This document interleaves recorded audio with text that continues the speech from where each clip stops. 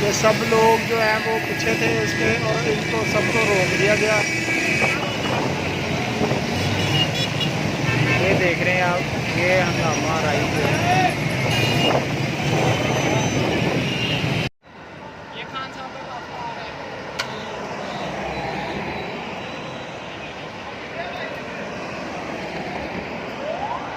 ये जी खान साहब का काफिला आ रहा है। ये देख रहे हैं आप प्रोटोकॉल, हुकूमत में ना होने के बाद भी ये प्रोटोकॉल है खान साहब को दिया जो जा रहा है। पंजाब हुकूमत की तरफ से ये प्रोटोकॉल दिया जा रहा है। आप देख सकते हैं कि यहाँ पर ये प्रोटोकॉल जो दिया जा रहा है।